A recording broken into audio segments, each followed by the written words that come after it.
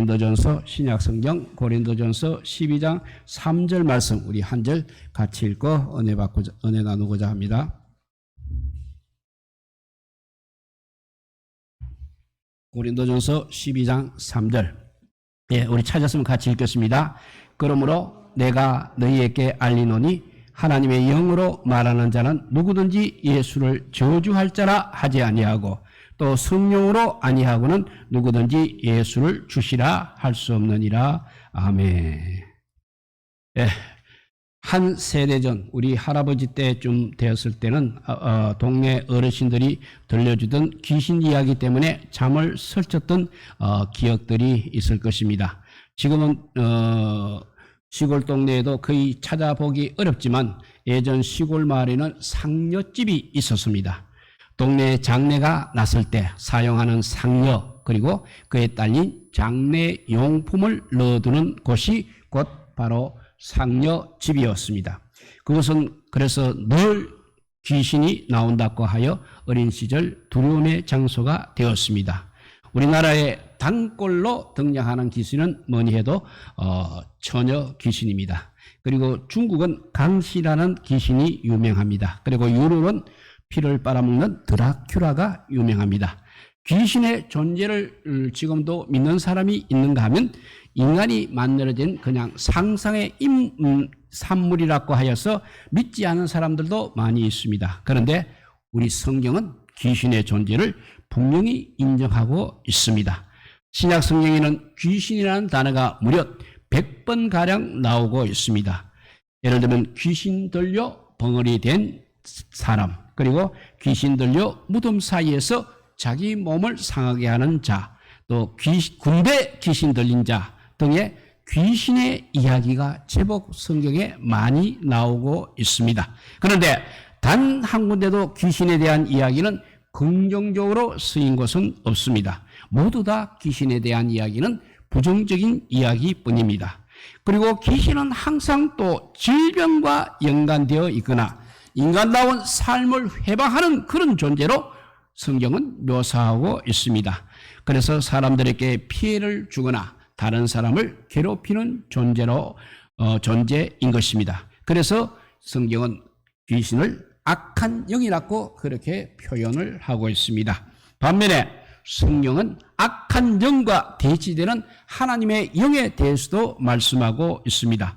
그것이 바로 하나님의 영이 바로 성령입니다. 성령이라는 단어는 신약 성경에 약 191번 등장하고 있습니다.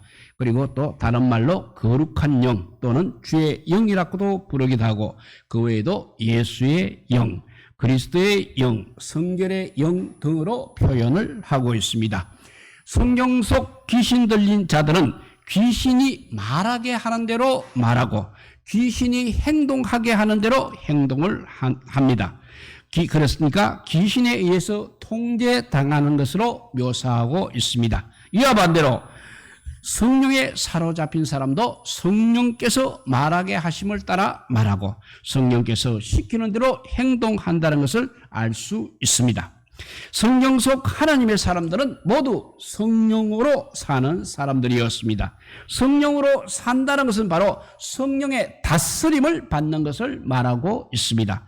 성령께서 말하게 하신 대로 말하고 성령께서 시키신 대로 행동하는 삶을 말하는 것입니다. 그렇다면 성령으로 산다는 것의 구체적인 의미는 무엇이겠습니까?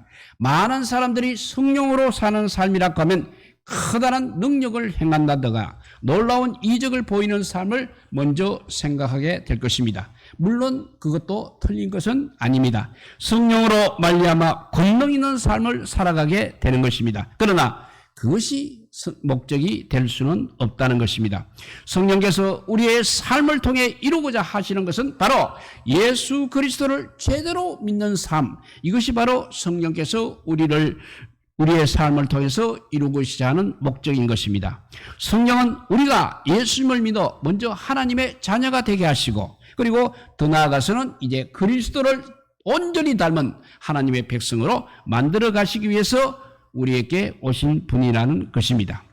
예수님을 믿는다는 것은 바로 그분 성령을 시인하고 인정하는 것입니다. 다시 말해서 예수 그리스도를 구주와 주님으로 영접하는 것을 말하고 있습니다. 그러니까 우리의 가치관이 예수님 중심의 가치관으로 바꾸는 것입니다.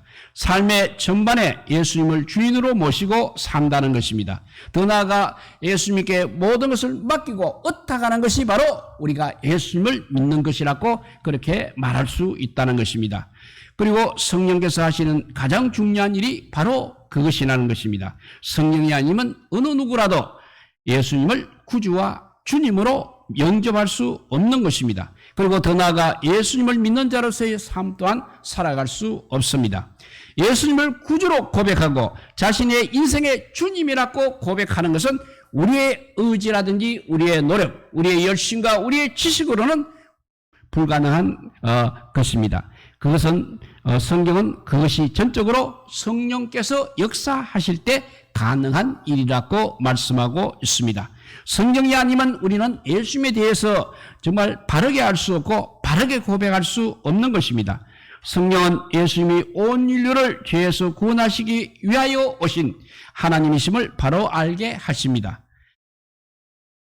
성령으로 아니하면 우리는 예수님을 구주와 주님으로 고백할 수 없는 것입니다. 예수님을 믿는다는 것은 단순한 어떤 깨달음이나 어떤 지적인 동의가 아니라는 것입니다. 하나님 말씀이 곧 진리라는 사실을 인정하는 것입니다.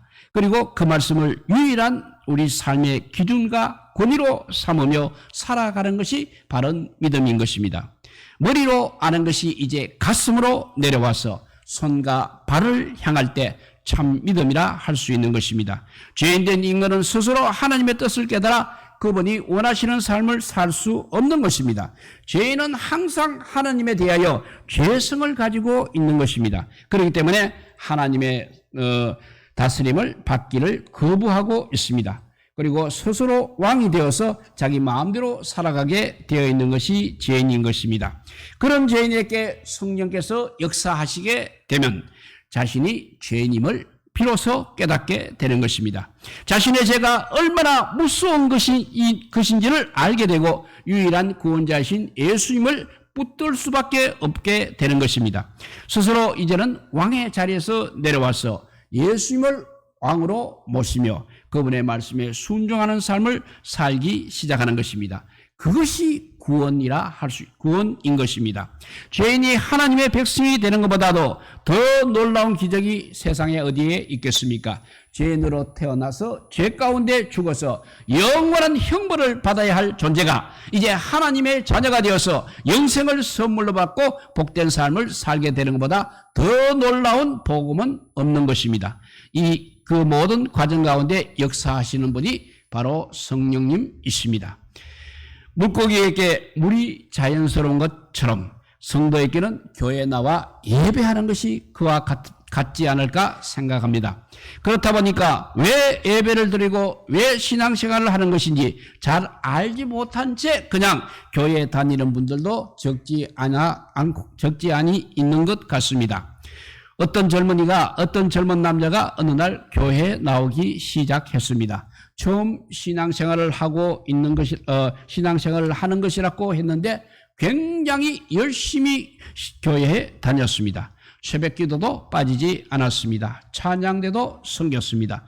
어떻게 초신자가 저렇게 열심히 신앙생활을 할까 했습니다. 그런데 알고 보니까 교회에 좋아하는 자매가 출석을 하고 있었습니다. 결국 그 남자는 그 자매와 결혼에 성공을 했습니다. 그런데 놀랍게도 그 다음부터 교회에 나오지를 않았습니다. 처음부터 목적은 그 자매의 마음을 얻는 데 있었기 때문에 그 목적이 이제 이루어지자 더 이상 그는 교회에 나올 필요를 느끼지 못했던 것입니다. 겉으로 보기에는 굉장히 신앙생활을 열심히 하고 있는 것이 보였지만 잘못된 목적으로 시작된 열심이었다는 것뿐인 것입니다. 그런데 교회에 이렇게 잘못된 목적으로 신앙생활을 하는 사람들이 적지 않습니다. 소위 말해서 병을 고치기 위해서 그리고 부자가 되기 위해서 인생에 성공하기 위해서 교회에 나오는 목적을 가진 사람들이 적지 않습니다. 또 선거철이 되면 국회의원의 후보들은 표를 많이 얻기 위해서 나오고 있습니다. 그런가 하면 어떤 사람은 집사가 되고 장로가 되는 것이 사업하는데 굉장히 도움이 된다고 생각하여서 또 그런 직분을 받기도 합니다. 물론 예수 그리스도 안에서 치유와 회복이 있기 때문에 질병이 치유되기도 합니다. 또 인생에 막힌 문제들이 또 믿음으로 해결되기도 하는 것입니다. 또 좋은 직장에 들어가거나 높은 자리에 오르기도 하는 것입니다. 그러나 그런 것이 신앙생활의 목적이 될 수는 없다는 것입니다. 그런 것은 다른 종교에도 얼마든지 많이 있습니다. 다른 종교를 믿으면서도 우리보다 훨씬 부자로 살고 훨씬 더 출세한 사람들이 많이 있습니다. 오히려 교회를 다니면서 건강을 잃거나 취직에 실패하는 성도들도 많이 있습니다. 불치의 병에 걸린 성도들도 많이 있습니다. 세속적 기준의 복을 받기 위해서 예수를 믿는 것은 아니라는 것입니다. 예수님을 믿는 것은 그런 세속적인 기준의 복 이상인 것입니다. 세속적 가치가 아닌 영원한 가치, 궁극의 가치를 얻고 누리며 사는 것이 바로 예수를 믿는 사람들의 모습인 것입니다. 기독교 신앙은 부와 명예와 권세가 해결할 수 없는 그런 어마어마한 문제를 해결해 주는 것입니다. 진리가 무엇인지를 깨닫게 합니다. 또 유한한 생명을 넘어서 이제 영원한 생명에 이르게 하는 것입니다. 그것이 바로 우리 신앙생활의 궁극적 목표인 것입니다. 왜 신앙생활을 하는지에 대한 바른 목적을 이렇게 가질 때 비로소 우리의 신앙생활은 좌로나 우로나 치우치지 않을 수 있는 것입니다. 신앙생활은 이전에 세상에 속한 삶을 돌이켜서 하나님께 속한 하나님의 백성으로 사는 것을 의미하는 것입니다. 하나님의 백성으로 다시 태어나지 못한 사람은 결코 바른 신앙생활을 할 수 없습니다. 겉으로 보기에는 똑같이 예배를 드립니다. 똑같이 헌금을 합니다. 때로는 선교 여행도 갈 수도 있는 것입니다. 사람들이 보기에는 분명히 신앙생활을 하고 있습니다. 그런데 우리 하나님께서 인정하지 않으시는 신앙생활일 수도 있다는 것입니다. 구원받아 예수 그리스도를 닮아가는 일과는 전혀 무관한 자신의 의를 드러내고 종교적인 치장만 하게 되는 신앙생활을 할 수도 있다는 것입니다.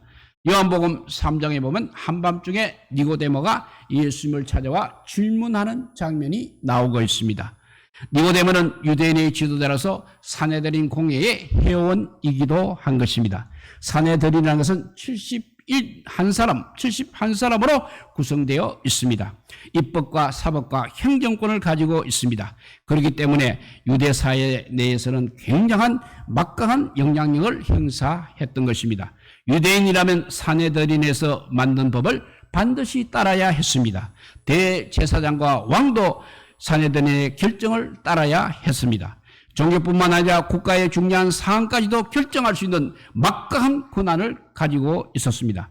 니고데모는 또 바리새인이기도 했습니다. 바리새인이란 말은 분리주의자라는 뜻을 가지고 있습니다. 그러니까 다른 사람보다 더 지혜롭고 더 성결한 사람이라는 의미를 지니고 있는 것입니다.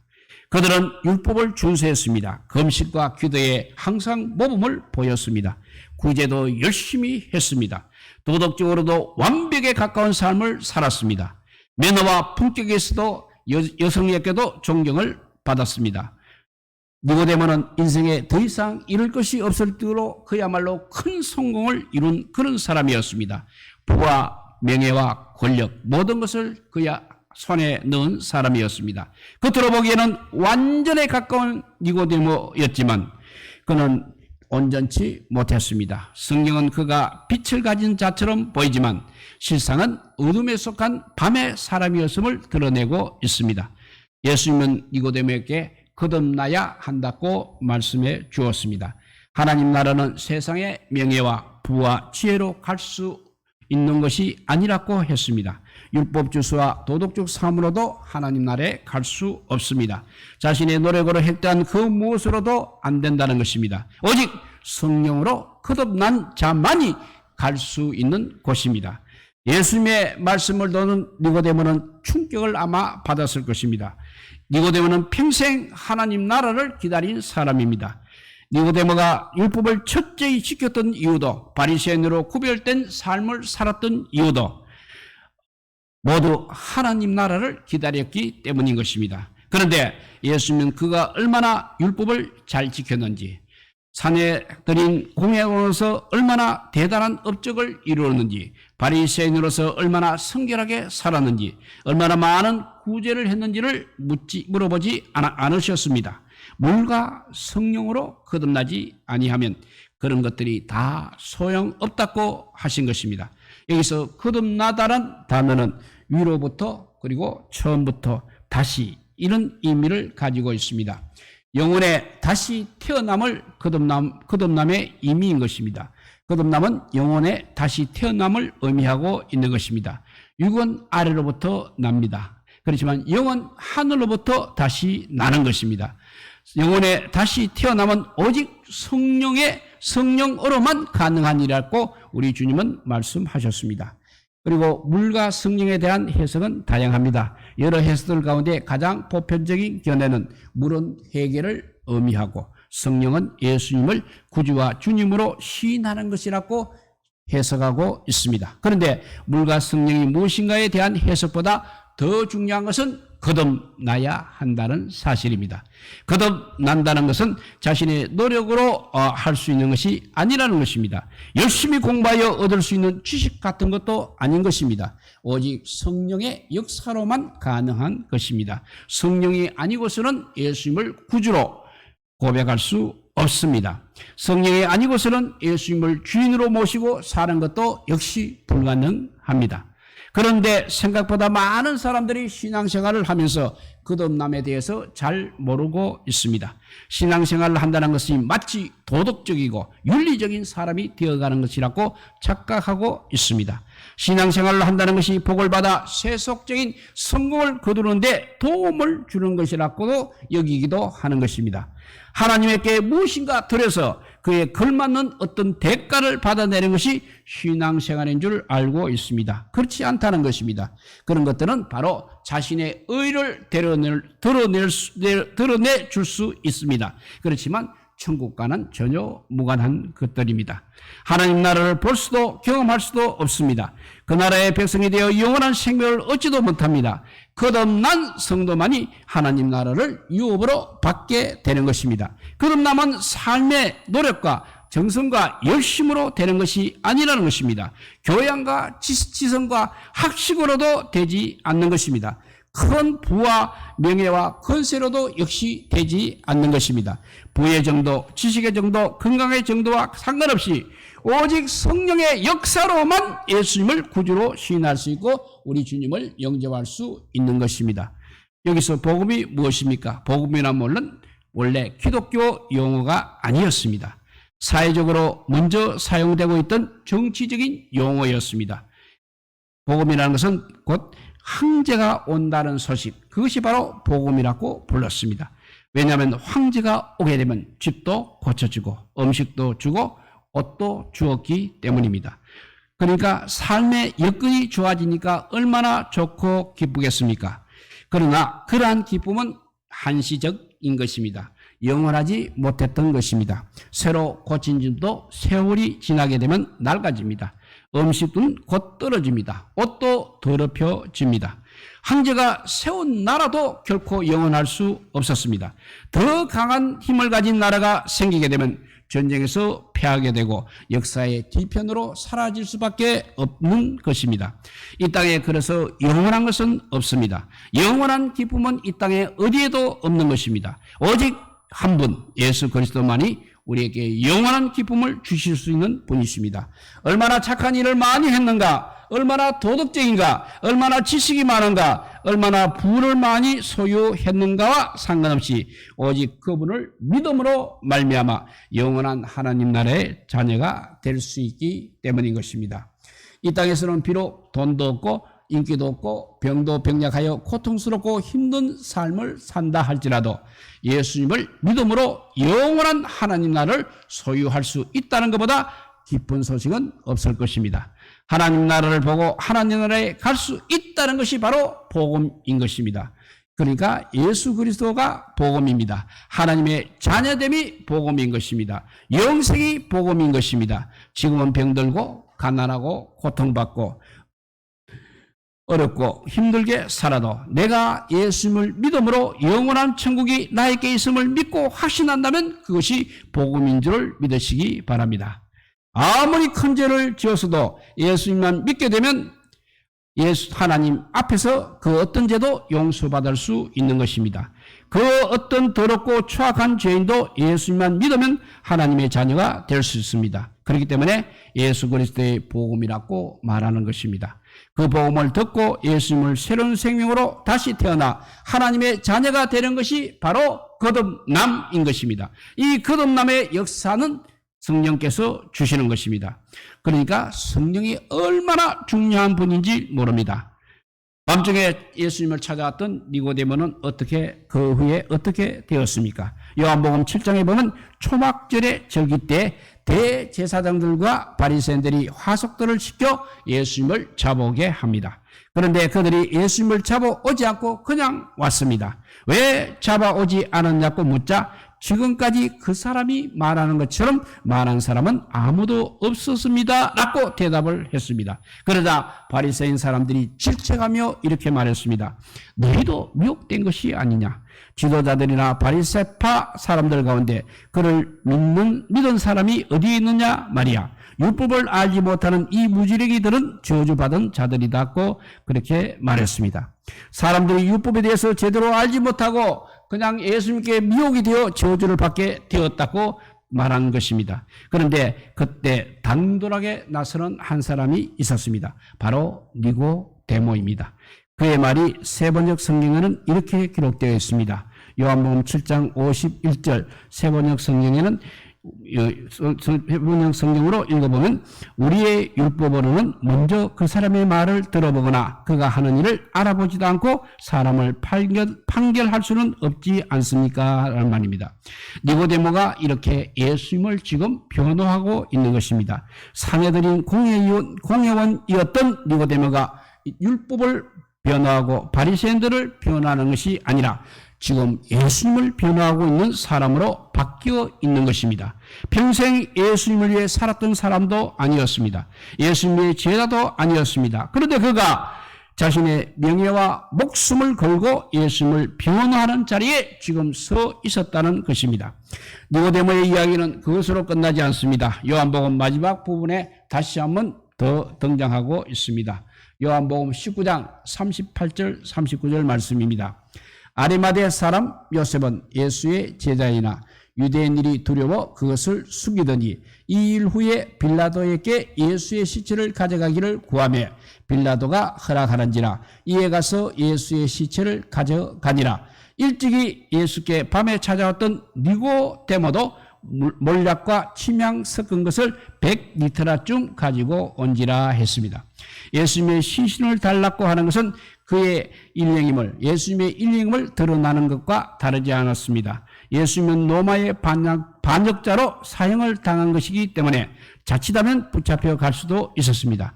그렇기 때문에 누구도 선뜻 나서서 예수님의 시신을 달라고 하지 못했습니다. 그런데 아리마대 요셉이 빌라도에게 예수님의 시신을 달라고 요청을 한 것입니다.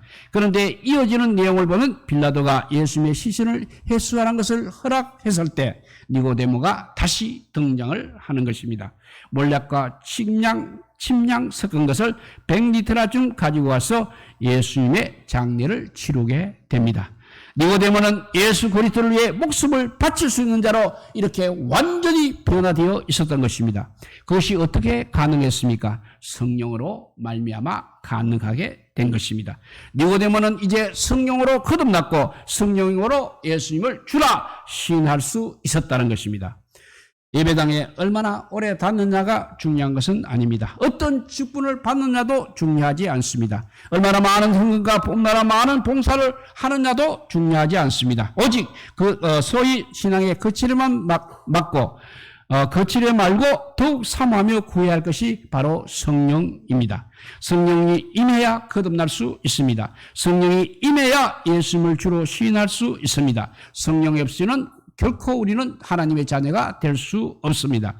성령 없이는 결코 하나님이 원하시는 삶을 살 수 없습니다. 성령 없이는 결코 예수 그리스도를 믿는 믿음으로 살 수 없습니다. 성령을 사모하시기를, 더욱 사모하시기를 바랍니다. 매일의 삶에 성령의 동행하심을 구하시기를 바랍니다. 성령으로 말미암아 진짜 거듭난 그리스도인, 예수 그리스도를 진정 구주와 주님으로 모시고 살아가는 참 신자들이 다 되시기를 우리 주님의 이름으로 축복드립니다.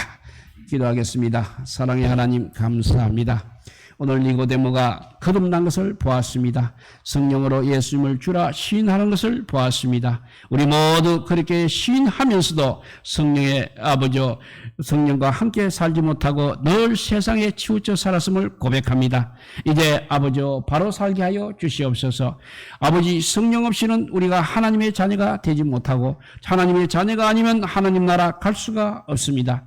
우리는 그냥 이 땅에서 잘 살기 위해서 예수 믿는 것이 아니라 하나님 나라의 백성이 되고자 아버지 예수를 믿고 있다는 사실을 알게 하여 주시고, 이제는 아버지 정말 성령의 말씀하면 성령이 말씀하시면 말하게 되고 성령이 아버지 시키는 대로 행동할 수 있는 그런 믿음의 사람으로 변화받을 수 있도록 역사하여 주시기를 간절히 빌고 원하올 때 우리 구주 예수 그리스도 이름으로 기도드리옵나이다. 아멘.